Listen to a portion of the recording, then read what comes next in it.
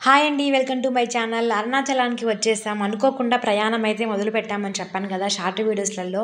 మేమైతే అరుణాచలం వెళ్ళాలని అనుకోలేదు. 20 డేస్ ముందు మా బావ అయితే వీడియోస్ చూసి వెళ్ళొస్తే బాగుంటుంది ఒక్కసారి గిరిప్రదక్షిణ చేస్తే అని అనుకున్నాడు సంక్రాంతికి అనమాట. సంక్రాంతి పండగ రోజు. నేనైతే ఒక్కదాన్ని పంపించడం ఇష్టం లేక వద్దులే బావ చూద్దాము ఇంకా ఎప్పుడైనా అని చెప్పేసి ఇద్దరం వెళ్ళడానికి ట్రై చేద్దాం అన్నాను. అదే విషయాన్ని మా అమ్మతో చెప్తే మా అమ్మ వెళ్ళేసి రండి అనిందనమాట. మంచిదే కదా! అంత పెద్ద పుణ్యక్షేత్రానికి వెళ్ళాలి అనుకోవడమే మన అదృష్టము. ఒకటి మనం అనుకుంటే కాదు, ఆయన అనుకోవాలి. ఆయన అంటే ఎవరు? ఆ శివయ్య. అరుణాచల శివయ్య అనుగ్రహం లేనిదే మనం అనుకున్నంత మాత్రాన అడుగు పెట్టలేం అక్కడికి.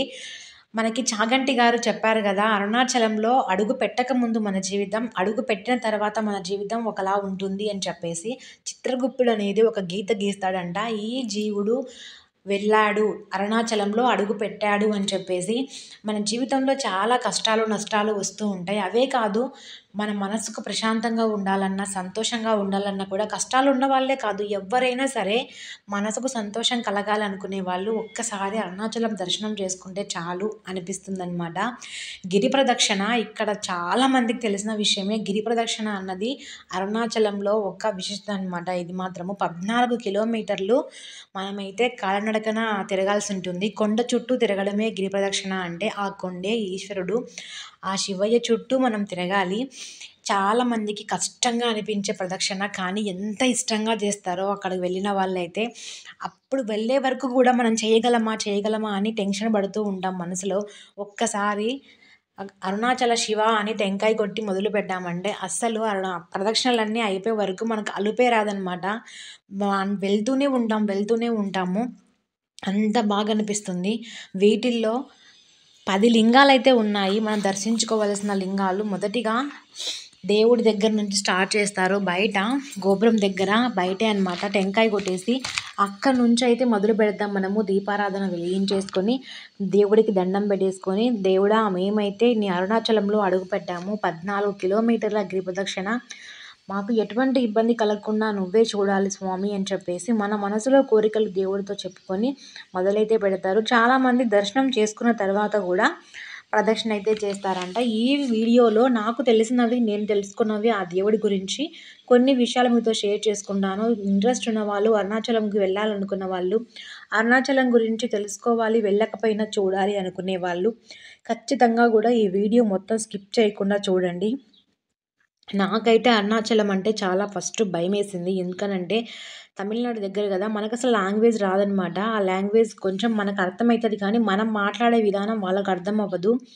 మనం వెళ్ళాలన్నా, రావాలన్నా చాలా కష్టం. ఎందుకు అనైతే అనుకోని మేమిద్దరం వెళ్ళలేకపోయాం. తర్వాత మా నాన్న, మా అమ్మ సరే మేము గూడా వస్తాం భయపడొద్దండి అని చెప్పేసి మాకు తోడుగా అయితే వాళ్ళిద్దరొచ్చారు. అసలు మా వాళ్ళు ఎక్కడికి వెళ్ళనే వెళ్ళరు. మోకాళ్ళ నొప్పులు, నడుము నొప్పులు అని చెప్పేసి వాళ్ళకి హెల్త్ కండిషన్ సరిలేదు కాబట్టి. కానీ ఈ అరుణాచలానికి రావాలనుకున్నారు. వాళ్ళు రావాలనుకోవడం గాదు, ఆ శివయ్య రప్పించుకున్నాడు అంతే. నా దగ్గరికి రావాలి, నా దర్శనం చేసుకోవాలి మీరు అని చెప్పేసి వాళ్ళకు దేవుడు రాసిపెట్టాడు. ఇలా అయితే వచ్చేస్తారు మా వాళ్ళు. దర్శనము ఎలా జరిగింది, ఏంటి అన్నది వీడియో మొత్తం క్లారిటీగా చెప్తాను. ముందుగా అయితే మనము రాజమందిరం అని ఉంటుందన్నమాట. రాజగోపురం అని ఉంటుంది. అక్కడి నుంచి మొదలైతే పెడతాము. గిరి ప్రదక్షిణ అనమాట. మొత్తం మనకి 10 లింగాలు ఉంటాయి. మెయిన్ లింగాలు వచ్చేసి 8 లింగాలన్నమాట. ఇంద్రలింగం, అగ్నిలింగం, యమలింగం, నైరుతి లింగం, వరుణలింగం, వాయులింగం, కుబేరలింగం, ఈశాన్యలింగం ఉంటుంది. ఇవి కాకుండా సూర్యలింగం, చంద్రలింగం ఎక్స్ట్రా ఉంటాయి. ఈ 10 లింగాలను తప్పనిసరిగా అందరము కూడా దర్శించుకొని రావాలి అనమాట. కుబేరలింగం తర్వాత మోక్ష మార్గం అనేది ఉంటుంది. అందులో నుంచి దూరి వస్తారు కదా, మోక్షం కలుగుతుంది అని చెప్పేసి అది ఉంటుంది. మేము వెళ్ళినప్పుడు వీడియోస్ అంతగా క్లారిటీగా ఎవరు చెప్పలేదనమాట ఎక్కడుంటుంది అన్నది. మేము చూసిన వీడియోస్లలో వేరే వీడియోస్లో చెప్పే ఉండింటారు. మేము చూసిన వాటిల్లో మాకు క్లారిటీగా తెలియలేదు. నేను బావ వచ్చేసి ఆదివారం ఉదయం 11 గంటలకి అరుణాచలంలో అడుగైతే పెట్టాము. మధ్యాహ్నం 3:30కి అయితే మేము గిరి ప్రదక్షిణ అనేది స్టార్ట్ చేశాము. నైట్ 8 గంటలకి మాకు కంప్లీట్ అయిపోయిందనమాట. మొత్తం 4:30 గంట పట్టింది. ఎవరికైనా సరే 4:30, 5 గంటలు మినిమమ్, అంతకుమించి ఎక్కువ ఎవ్వరికీ పట్టదండి. ఎవరో ఇంకా నడవలేని వాళ్ళు, చిన్న పిల్లలు ఉన్న వాళ్ళకి కొంచెం లేట్ అవ్వచ్చు. ఒక 5:30, 6 గంటలు పట్టొచ్చు. నార్మల్‌గా నడిచే వాళ్ళకి 4½ అవర్స్, 5 అవర్స్ ఖచ్చితంగా కంప్లీట్ అయిపోతుంది. దారి పొడవుతా కూడా మనకి ఇలా ఉంటాయి. కాళ్ళు నొప్పులు వచ్చినప్పుడు కొంచెం రిలాక్స్ అయ్యి అక్కడైతే మనం కూర్చోవచ్చు అనమాట. 20 రూపీస్, 30 రూపీస్ తీసుకుంటారు. కాళ్ళకి మసాజ్ లాగా చేస్తారనమాట. ఇంక తాగడానికి, తినడానికి, వాష్రూమ్స్కి ఎటువంటి ఇబ్బంది ఉండదు. దారి పొడవుతా కూడా ఉంటుంది. రోడ్డే మొత్తం ఉండేది. ఆ చిన్న చిన్న ఇసుక రేణువులు కాళ్ళకు కుచ్చుకుంటాయి కాబట్టి సాక్సులు వేసుకొని నడిచేవాళ్ళు నడుస్తూ ఉన్నారు. కొంతమంది అలాగే నడుస్తూ ఉన్నారు. ఎక్కడా కూడా దేవుడి వీడియోలు, ఫోటోలు అలాగే లేదు. బయట మాత్రం చూపిస్తున్నాము ఎలా ఉంటుంది రోడ్డు ఏంటి అన్నదనమాట. ఏ రోజు చేస్తే ఏ ఫలితం ఉంటుంది కూడా నేను ఈ వీడియోలో చెప్తానండి. ఎవరైనా పర్టికులర్‌గా నాకు పలాని ప్రాబ్లమ్ ఉంది, ఆ రోజు చేయాలి అనుకున్న వాళ్ళు ఖచ్చితంగా కూడా ఆ రోజు వెళ్లి చేసుకోవచ్చు. ఆదివారం రోజు చేస్తే శివలోక ప్రాప్తి కలుగుతుంది. సోమవారం రోజు చేస్తే పూర్ణ ఆరోగ్యం కలుగుతుంది. మంగళవారం రోజు రుణ విముక్తి, బుధవారం రోజు సరస్వతి ప్రసన్నత, గురువారం రోజు గురుత్వం, శుక్రవారం రోజు లక్ష్మీ కటాక్షం, శనివారం రోజు గ్రహణ పీడ విముక్తి. అసలు అరుణాచలంలో మనం అడుగు పెట్టి చేయడమే పుణ్యము.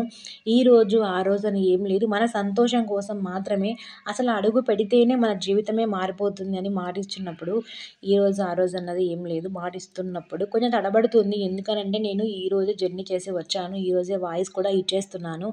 అంత ఆనందంగా అనిపిస్తుంది. అరుణాచలం గురించి చెప్పడమే ఒక గొప్ప వరం మనకు. అసలు ఆయన పేరు తలుచుకోవడం కూడా మన అదృష్టం అన్నంత ఫీలింగ్ అనమాట నాది. ఎందుకనంటే నేను అసలు వెళ్తాను అని ఎక్స్‌పెక్ట్ చేయలేదు.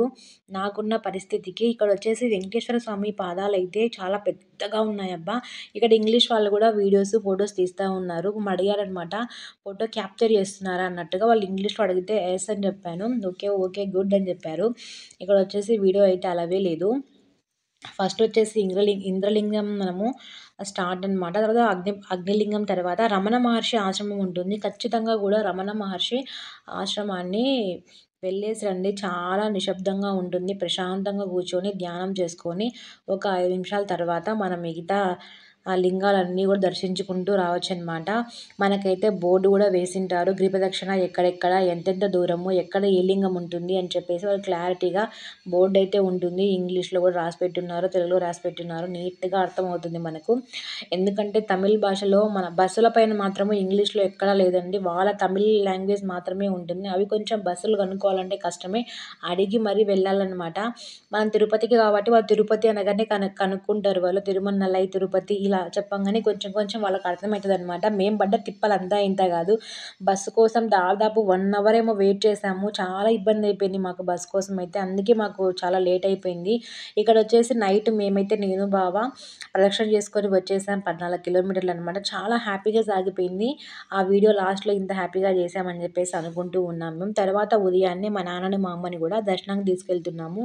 మా నాన్న, మా అమ్మ బాధ ఏందంటే మేము తిరగలేకపోయాము. ఇంత దూరం వచ్చాము. దర్శనం మాత్రమే చేసుకుంటున్నాము అని చెప్పేసి అనుకున్నారు.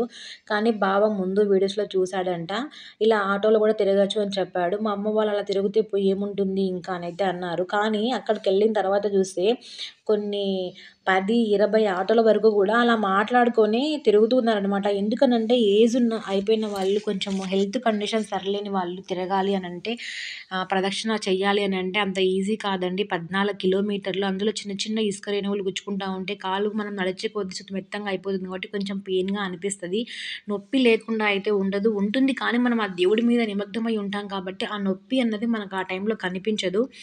అందరూ తిరుగుతున్నారులే అని చెప్పేసి మా నాన్నకు, మా అమ్మకు నచ్చజెప్పి ఉదయాన్నే 3కి లేచి స్నానాలన్నీ చేసి మేము రూమ్ నుంచి వచ్చాము. రూమ్ అంటే మర్చిపోయినాను. రూమ్స్ అయితే మంచిగా ఉన్నాయి. ఇబ్బంది ఏం లేదండి. ఆ గుడి ప్రాంగణంలో చాలా రూమ్స్ ఉన్నాయి. మేము డబుల్ బెడ్‌రూమ్ తీసుకున్నామంట. డబుల్ బెడ్స్ ఉన్నది. మాకు 1100 అయితే చార్జ్ చేశారు. మేము 1 ½ డేకి 1300, 1400 తీసుకున్నారనమాట వాళ్ళు. డేకొచ్చేసి 1100 మాత్రమే, 1100 మాత్రమే. ఇక్కడ ఉదయాన్నే 5 గంటలకల్లా దర్శనానికైతే వచ్చేసాం మేము. ఎంతసేపు పట్టింది. సోమవారం రోజున ప్రత్యేకమైన పూజలు ఉంటాయంట. అందుకని చెప్పేసి మాకు దర్శనము 9 గంటలకు అయిపోయిందనమాట. అదే లేటు. అక్కడి నుంచి బయటకొచ్చేసి మా అమ్మ వాళ్ళు ఇదిగోండి దీపం వెలిగించేసి, టెంకాయ కొట్టి, గిరిప్రదక్షిణ కొంచెం దూరం నడిచారు మా అమ్మ వాళ్ళు. నడిచిన తర్వాత మా అమ్మకు మెడమ నొప్పి ఉందని మేమే వద్దని అరిచి ఆటో మాట్లాడి మొత్తం గుళ్ళన్నీ తిప్పేసామనమాట. చాలా హ్యాపీగా ఫీల్ అయ్యారు వాళ్ళు కూడా. మోక్ష మార్గం మేమైతే చూడలేదు ముందు వెళ్ళినప్పుడు. ఎందుకంటే మాకు అర్థం కాలేదు ఎక్కడుందా అని. తర్వాత చూసాము. కుబేరలింగం తర్వాతే ఉంటుందండి ఈ మోక్ష మార్గం. వెళ్ళాలనుకున్న వాళ్ళు తప్పకుండా వెళ్ళేసి రండి. మేమైతే మిస్ అయ్యాము. చూసాం తర్వాత మా అమ్మ వాళ్ళని ఆటోలో తిప్పేటప్పుడు ఆటో అన్న అయితే ఇది మోక్ష మార్గం వెళ్తారా అమ్మ అంటే లేదు వెళ్ళంలేనా అని చూసి దండం పెట్టుకొని మాత్రమే వచ్చామన్నమాట.